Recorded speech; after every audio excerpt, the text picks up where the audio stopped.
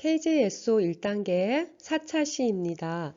4차 시는 대영역 동물과 에너지에서 중영역 소화, 순환, 호흡, 배설을 다룹니다. 그리고 그중 순환과 호흡을 다루는데요. 이 자료에서는 4차 시 중에서 4-1차 시 순환 부분을 설명하겠습니다. 순환과 관련해서 먼저 심장의 구조와 기능, 혈관의 종류와 특징, 혈액의 구성과 기능, 그리고 마지막으로 혈액순환의 경로를 설명하겠습니다. 자, 먼저 순환에 있어서 가장 중심이 되는 기관이 바로 심장입니다. 자, 그래서 심장의 구조와 기능을 먼저 알아볼 텐데요. 여러분 한번 지금 수업 듣고 있는 여러분의 손 주먹을 한번 줘볼까요? 심장은 보통 어른의 주먹만한 크기입니다. 자, 그래서 여러분들도 주먹을 줬을 때, 대강 내 심장의 크기가 어느 정도 되겠다라고 느껴보실 수 있을 텐데요. 심장의 구조를 살펴보면 지금 오른쪽에 단면 그림이 나와 있는데 이 단면 그림에 보는 것처럼 두 개의 심방과 두 개의 심실로 되어 있습니다. 여러분들이 보시기에는 심방은 위쪽에 있는 곳이고 심실은 아래쪽에 있는 곳인가 보다 라는 생각이 드시는데 그렇게 위치적으로도 구분할 수 있고요. 사실은 심장에서 혈액이 들어오는 부분은 바로 심방, 그리고 혈액이 심장에서 빠져나가는 부분은 심실로 구분할 수 있습니다. 자, 그리고 그림에서 노란색으로 나와 있는 것이 바로 혈액의 이동 방향인데요. 한번 따라가 보게 되면 온 몸에서 들어오는 피는 대정맥을 따라서 심장으로 들어오게 되는데 그때 처음 도달하는 장소가 바로 우심방입니다.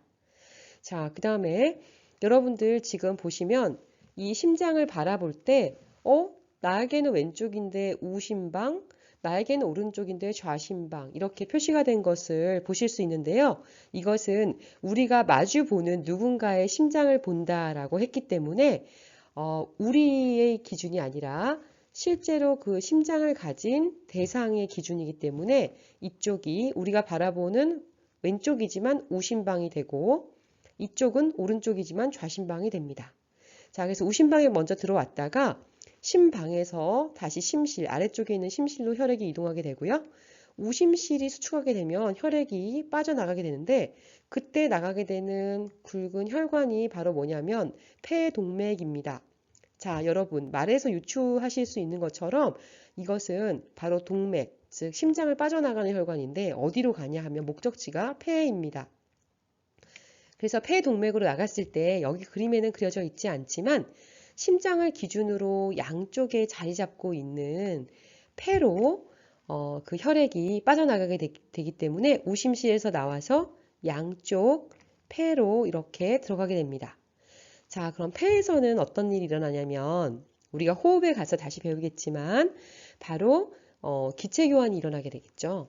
자, 그래서 기체 교환이 일어난 피, 즉 폐에서 기체 교환이 된 혈액은 어디를 따라 들어오냐면 다시 양쪽 폐로부터 심장으로 들어오는데 그때 들어오는 혈관이 바로 폐정맥입니다.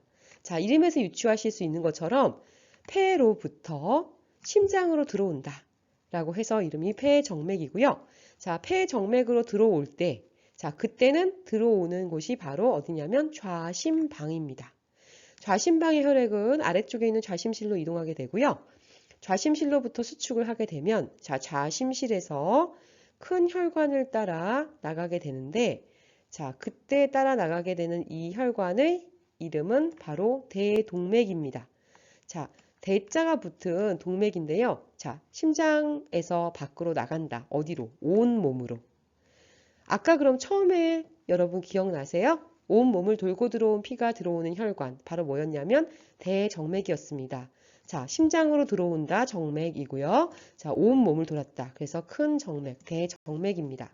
그래서 대동맥을 따라 나가게 되면 혈액이 온 몸으로 분산이 돼서 혈액 속에 들어있는 영양소나 산소를 필요로 하는 이제 그런 세포들에게 사용이 될 수 있습니다. 자, 심실은 아까도 말했던 것처럼 심장에서 혈액을 내보내는 곳이고요. 동맥과 연결됩니다. 자, 그리고 보시면 심장에서의 흐름이 아까 화살표 방향이 지나가는 때 느꼈겠지만 이렇게 한 방향으로 일방적으로 통행을 하게 되는데요. 자, 이렇게 한 방향으로 일방적으로 통행하게 하기 위해서는 이런 것들이 거꾸로 흐르지 않게 막아주는 장치가 필요한데 그것이 바로 판막입니다. 그래서 심방과 심실 사이. 그래서 항상 혈액은 심방에서 실 쪽으로, 심방에서 실 쪽으로 흐르는데 거꾸로 가지 않도록 판막이 위치하고요. 또 하나는 심실과 동맥 사이, 즉 심실에서 수축했을 때 동맥 쪽을 향해서 나가야 하는데 거꾸로 돌아오지 않도록 하는 또 다른 판막이 존재합니다. 네, 그래서 심방과 심실 사이와 심실과 동맥 사이에는 역류를 막아주는 판막이 존재한다라는 거 하나 기억해 주시면 좋겠습니다. 자, 그 다음에 심장의 박동에 대해서 설명하겠습니다. 심장의 박동이라는 건 뭐냐면요. 두근두근 심장이 뛰는 것인데 이것은 규칙적으로 수축하고 이완하는 것입니다. 자, 이렇게 규칙적으로 수축하고 이완함으로써 심장에 있는 혈액을 폐로도 보냈다가 폐에서 받은 혈액을 온몸으로도 보내는 우리 몸을 전체적으로 순환하는 순환의 원동력이 됩니다. 심장 박동의 과정을 그림으로도 한번 보실게요. 일단은 여기 기준점으로 봤을 때 먼저 심방 쪽이 위쪽이 수축하고 심실이 이완합니다. 자, 그렇게 되면 위쪽에 있는 심방이 작아지기 때문에 수축에 의해서 심실 쪽으로 혈액이 내려가게 되고요. 자, 그리고 그 다음에는 심방이 이완하면서 다시 심실이 수축하게 됩니다. 자, 그런데 심방이 이완하더라도 심실에 있는 피가 거꾸로 심방 쪽으로 가진 않죠. 자, 그렇기 때문에 이렇게 가지 않기 때문에 이때 심실이 수축하게 되면 어떻게 되냐면 심실에 있던 혈액이 바로 모두 폐동맥이나 대동맥을 따라 밖으로 나갑니다. 심장의 바깥인 폐 쪽이나 온몸으로 순환을 가게 됩니다. 자, 그리고 심실 수축이 끝나게 되면 다시 심방과 심실이 전체적으로 이완하는 시기가 오는데요. 이때 각각의 내부 공간이 넓어지면서 몸이라든가 폐로부터도 심장 안으로 피가 들어오고 또 심방에 들어온 혈액들이 심실로 들어와서 채워지는 그런 작용이 일어납니다. 자, 그런데 선생님이 이것을 굉장히 천천히 설명했지만 실제로 이 과정은 여기 보시는 것처럼 0.1초, 0.3초, 0.4초 이 한 바퀴를 모두 돌아서 수축 이완이 모두 일어났을 때 0.8초가 걸리게 되겠죠. 자, 0.8초라고 하면 여러분 우리가 1분이 60초니까 1분의 심장의 수축과 이완은 이에 따라서 당연히 60번 이상, 네, 거의 한 80번 정도 수축 이완, 즉 박동을 하게 됩니다. 자, 특이한 것은 이 심장이라고 하는 기관은요, 그 박동이 자동성을 갖습니다. 즉, 심장을 몸에서 떼어내도 일정 시간 동안 계속 박동을 하는데, 어떻게 이렇게 될 수 있을까요? 그것은 심장을 박동하게 하는 심장의 박동원이 바로 심장 자체에 있기 때문입니다. 그래서 심장은 심장근이라고 하는 특수한 근육으로 이루어졌는데, 그 심장근의 일부 중에 박동을 일으키는 그 박동을 생성하는 박동원이라고 하는 특수한 근육 세포가 존재하고 있기 때문에 이러한 것이 가능합니다. 자, 다음으로는 이렇게 심장에서 순환이 될 때 혈액들이 이동하는 경로인 바로 혈관에 대해서 학습하겠습니다. 혈관은 크게 동맥, 모세혈관, 정맥으로 구분할 수 있습니다. 자, 먼저 동맥은요, 심장에서 나오는 혈액이 흐르는 혈관입니다. 자, 그리고 심장에서 심실의 수축에 의해서 강한 압력을 받기 때문에 혈관벽이 이 압력에 견디기 위해서 두껍고 탄력성이 강한 특징이 있습니다. 자, 그리고 동맥에서는 바로 이렇게 두근두근 거리는 맥박을 느낄 수 있습니다. 자, 다음으로 모세혈관인데요. 모세혈관은 이름에서 유추할 수 있는 것처럼 굉장히 얇고 가느다란 혈관입니다. 그런데 모세혈관은 이렇게 얇고 가느다란 혈관이지만 우리 온몸에 그물처럼 분포합니다. 그래서 우리의 몸의 끝부분, 즉 말단 부분까지도 혈액의 성분이 전달될 수 있도록 전달해주는 그런 역할을 하고요. 모세혈관은 혈관벽이 매우 얇고 그렇기 때문에 경계가 얇기 때문에 주변 세포 사이에서의 물질 교환이 일어나는 것이 굉장히 쉽습니다. 자, 다음으로는 정맥인데요. 동맥과 구분되는 정맥은 심장으로 들어가는 혈액이 흐르는 혈관입니다. 자, 그런데 동맥에서 나와서 모세혈관에서 온 몸을 돌고 다시 심장으로 들어갈 때에는 처음에 심장의 박동에 의해서 심실이 수축하면서 밀어낸 그 압력들이 온 몸을 거치면서 점점 약해져서 압력이 거의 없거나 혹은 마이너스인 상태입니다. 자, 그래서 혈압이 매우 낮기 때문에 거꾸로 흐를 위험이 있고요. 우리 몸에서도 혈액은 한 방향으로 흐르기 때문에 역류하면 안 되니까 그것을 막기 위한 판막이라고 하는 구조가 존재합니다. 자, 그래서 그림으로 한번 정리해 보시면은요. 여러분 제일 먼저 심장을 기준으로 봤을 때 심장에서 나오는 혈액이 흐르는 혈관이 동맥이었고요. 자, 동맥은 강한 압력을 견디기 위해서 두껍고 탄력적인 혈관벽을 갖습니다. 자, 그다음에 동맥에서 나와 가지고 온 몸으로 가게 되면 이렇게 그물처럼 촘촘하게 아주 많이 분포하는 모세혈관을 지나게 되는데 모세혈관은 그 두께가 얇아서 이렇게 모세혈관 주변에 있는 조직으로부터 산소와 영양소, 이산화탄소와 노폐물을 서로 교환하는 이런 물질 교환들이 일어나게 됩니다. 자, 그리고 모세혈관을 지나가지고 다시 심장으로 되돌아갈 때 바로 우리는 정맥을 거치게 되는데 압력이 충분히 낮아지기 때문에 다시 심장으로 되돌아가기 위해서는 피가 거꾸로 흐르는 것을 막아주는 이런 판막이라고 하는 특수한 구조가 존재하게 되고요. 자, 그래서 이렇게 세 가지 혈관의 종류와 그 다음에 기능, 특징을 설명할 수 있습니다. 자, 지금 보시면 혈액이 흐르는 방향은 무조건 일방통행, 동맥, 모세혈관, 정맥.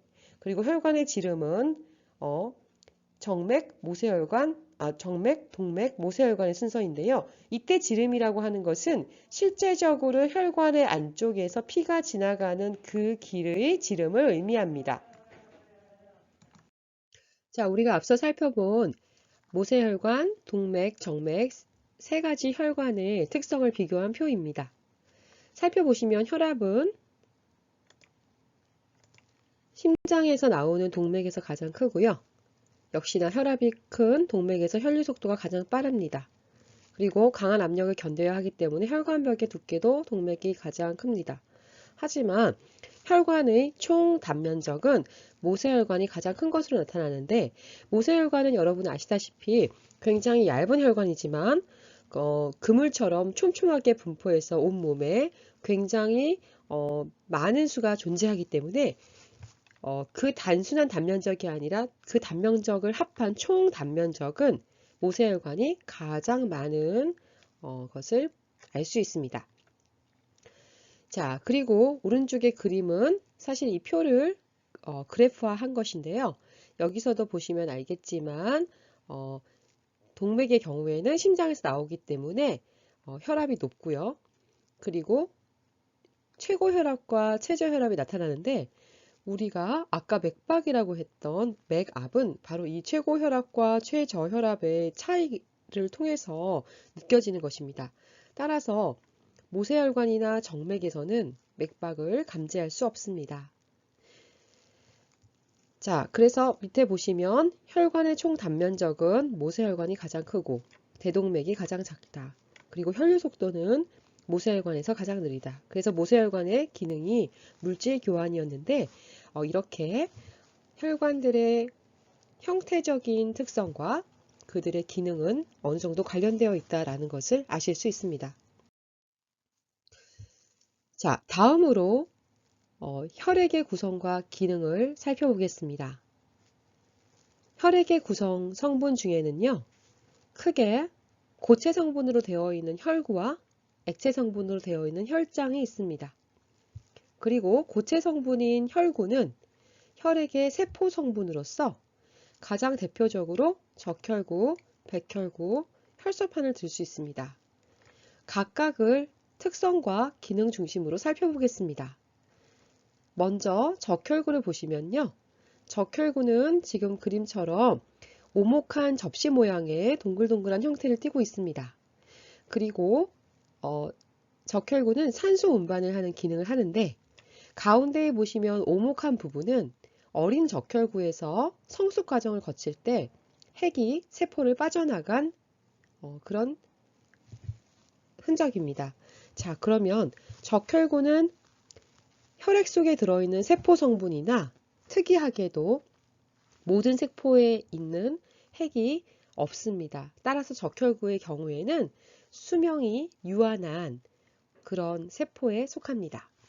두 번째로 백혈구는 그 모양은 불규칙하지만 이렇게 뚜렷한 핵을 갖고 있고요. 종류는 굉장히 다양합니다.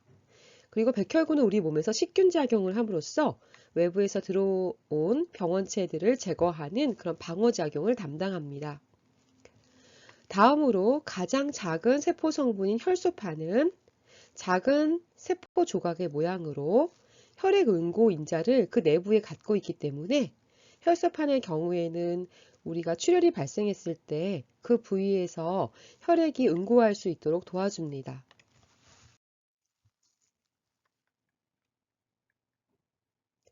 다음으로 혈액의 액체 성분은 혈장인데요. 지금 원심 분리된 혈액의 모습을 봤을 때 혈장은 위쪽에 그리고 혈구 성분은 아래쪽에 이렇게 위치하는 것을 보실 수 있습니다. 혈장은 대부분이 물로 되어 있고요. 90%. 그 이외에 단백질이나 기타 성분으로 되어 있습니다. 혈장의 기능으로서는 영양소를 세포로 운반하여 전달하고 또 세포에서 생성된 이산화탄소나 노폐물을 운반해 줍니다. 그리고 몸의 곳곳에 열을 운반해서 체온을 일정하게 유지해 주고요. 혈액의 삼투압을 유지시켜 주는 그런 기능을 합니다.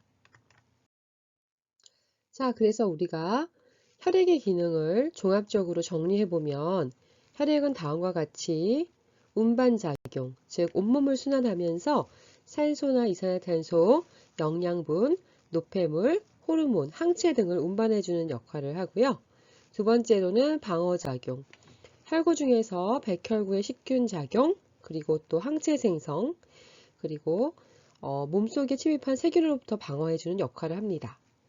또한 혈소판의 혈액 응고 작용도 일종의 방어 작용으로 볼 수 있습니다. 마지막으로는 조절 작용인데요. 혈액의 삼투압과 체온 유지 등의 조절에 관여합니다. 자, 그럼 저희가 심장과 혈관, 혈액 학습을 바탕으로 전체적인 혈액순환의 경로에 대해서 학습하겠습니다. 먼저 혈액순환의 경로는 크게 온몸 순환과 폐 순환으로 나눌 수 있습니다. 말 그대로 온몸 순환은 온몸의 세포에 산소와 영양소를 공급하는 과정인데요. 온몸 순환을 할 때 우리의 혈액이 동맥혈에서 정맥혈로 바뀌게 됩니다. 자, 동맥혈이라고 함은 바로 산소나 영양분들을 많이 갖고 있는, 즉 혈액의 성분이 그러하다는 것이고요. 정맥혈이라고 하는 말은 온몸 순환을 통해 가지고 온몸에 있는 각 세포들로부터 노폐물이나 이산화탄소 같은 것들을 거두어 들였을 때 교환을 통해서 이산화탄소나 노폐물의 비중이 높은 혈액을 말합니다. 온몸 순환의 경로는 다음과 같습니다.